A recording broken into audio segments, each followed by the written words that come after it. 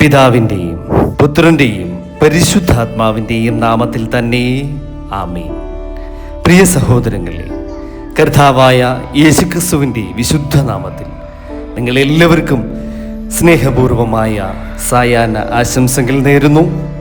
തീരം daily Bible മെഡിറ്റേഷൻ്റെ ഇന്നത്തെ സന്ധ്യാധ്യാനത്തിലേക്ക് നിങ്ങളെല്ലാവരെയും ഹൃദയം നിറഞ്ഞ സ്നേഹത്തോടെ സ്വാഗതം ചെയ്യുകയും ചെയ്യുന്നു.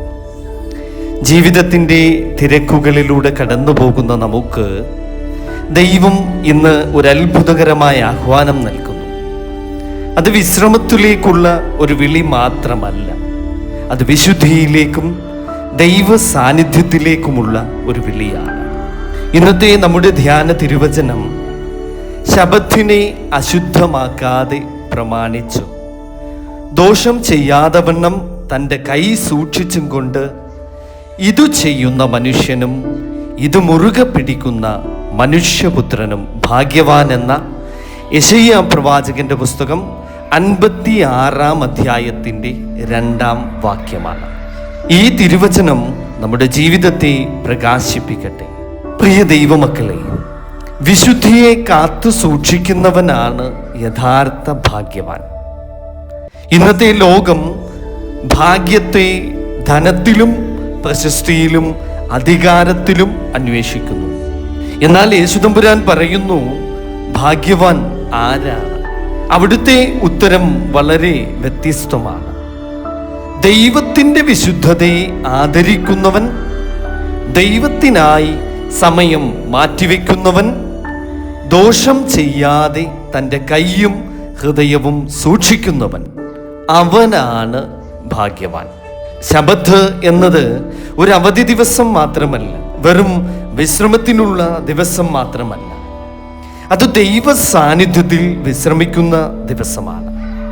പരിശുദ്ധ സഭയിൽ കർത്താവിൻ്റെ ദിവസം വിശുദ്ധ കുർബാനയിൽ പങ്കെടുക്കുവാനും കുടുംബത്തോടൊപ്പം ദൈവാലയത്തിൽ പോകുവാനും പ്രാർത്ഥിക്കുവാനും ആത്മാവിനെ പുതുക്കുവാനുമുള്ള ഒരു അനുഗ്രഹീത ദിനമാണ്. സഭയുടെ പാരമ്പര്യത്തിൽ ദൈവ ആരാധന ജീവിതത്തിൻ്റെ ഏറ്റവും വലിയ കേന്ദ്രമാണ്. ശരീരം വിശ്രമിക്കുന്നതിലും കൂടുതൽ ആത്മാവ് ദൈവത്തിൽ വിശ്രമിക്കേണ്ട ദിവസമാണ് ഇത്. ദോഷം ചെയ്യാതിരിക്കുക. ഇന്ന് ദൈവം നമ്മോട് പറയുന്നത് ശബത്ത് ആചരിക്കുക എന്നത് മാത്രമല്ല, ദോഷം ചെയ്യാതെ വണ്ണം തൻ്റെ കൈ സൂക്ഷിക്കുക. എൻ്റെ കൈകൾ ആരെയെങ്കിലും വേദനിപ്പിച്ചിട്ടുണ്ടോ?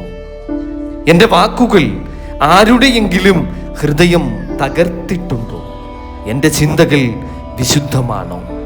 എൻ്റെ കണ്ണുകൾ ദൈവത്തിന് പ്രസാദകരമായ കാര്യത്തിലേക്കാണോ നോക്കുന്നത്? ഇന്ന് ഈ സന്ധിയിൽ നമ്മുടെ ജീവിതം ദൈവസന്നിധിയിൽ നമുക്കൊന്ന് പരിശോധിക്കാം. യഥാർത്ഥ ഭാഗ്യം എന്ന് പറയുന്നത് ഒരു മനുഷ്യന് വലിയ സമ്പത്തുണ്ടാകാം, എന്നാൽ ദൈവമില്ലെങ്കിൽ അവൻ ദരിദ്രനാണ്. മറ്റൊരാൾക്ക് ഒന്നുമില്ലാതെ ഇരിക്കാം, പക്ഷേ ദൈവ സാന്നിധ്യമുണ്ടെങ്കിൽ അവനാണ് യഥാർത്ഥ ഭാഗ്യവാൻ. ഈ ഭാഗ്യം ലോകം തരുന്നതല്ല, ഇത് ക്രിസ്തുവാണ് നൽകുന്നത്. പ്രിയ ദൈവമക്കളെ, നമുക്ക് ഈ സന്ധിയുടെ ഈ യാമം നമുക്കൊരു ആത്മപരിശോധന നടത്താം. ഈ സന്ധിയിൽ നമുക്ക് സ്വയം നമ്മോട് തന്നെ ഒന്ന് ചോദിക്കാം, ഞാൻ ദൈവത്തിനായി സമയം മാറ്റിവെക്കുന്നുണ്ടോ? ഞായറാഴ്ച വിശുദ്ധ കുർബാനയെ ഞാൻ പ്രാധാന്യത്തോടെ കാണുന്നുണ്ടോ? എൻ്റെ ജീവിതം വിശുദ്ധിയിലേക്കാണോ നീങ്ങുന്നത്? എനിക്ക് ക്ഷമിക്കേണ്ട ആരെങ്കിലുമുണ്ടോ?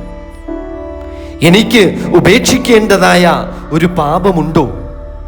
പരിശുദ്ധാത്മാവ് ഈ നിമിഷം നമ്മുടെ ഹൃദയത്തോട് സംസാരിക്കുകയാണ്.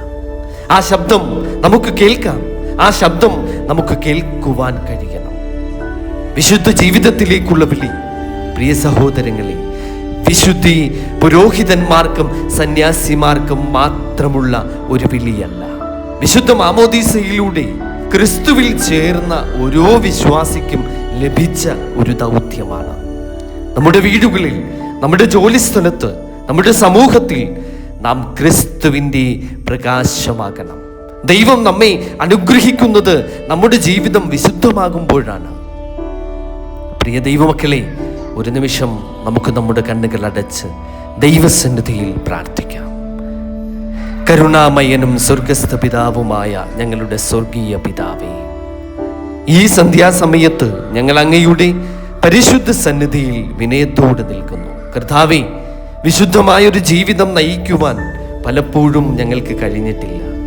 അങ്ങേയ്ക്കായി മാറ്റിവെക്കേണ്ടുന്ന സമയം ലോകകാര്യങ്ങൾക്കായി ഞങ്ങൾ ചെലവഴിച്ചു. പ്രാർത്ഥനയിൽ അലംഭാവം കാണിച്ചു. അങ്ങയുടെ വിശുദ്ധ ദിവസത്തെ വേണ്ടത്ര ആദരിക്കുവാൻ ഞങ്ങൾക്ക് പലപ്പോഴും കഴിഞ്ഞിട്ടില്ല. ഞങ്ങളുടെ ചിന്തകളാലും വാക്കുകളാലും പ്രവൃത്തികളാലും ചെയ്യേണ്ടുന്ന നന്മ ചെയ്യാതിരുന്നതിലൂടെ തമ്പുരാനെ ഞങ്ങൾ പാപം ചെയ്തു. ഞങ്ങളോട് അവിടുന്ന് കരുണ കാണിക്കണമേ. കർത്താവായ യേശുവേ, അങ്ങയുടെ തിരുരക്തത്താൽ ഞങ്ങളെ അവിടുന്ന് ശുദ്ധീകരിക്കണമേ. ഞങ്ങളുടെ ഹൃദയങ്ങളെ വിശുദ്ധമാക്കണമേ. ദോഷം ചെയ്യാത്ത കൈകളും സത്യം പറയുന്ന നാവും സ്നേഹിക്കുന്ന ഒരു ഹൃദയവും അങ്ങേ ആരാധിക്കുന്ന ഒരാത്മാവും തമ്പുരാനെ ഞങ്ങൾക്ക് നൽകണമേ. ഈ രാത്രി ഞങ്ങളുടെ വീടുകളെ അനുഗ്രഹിക്കണമേ.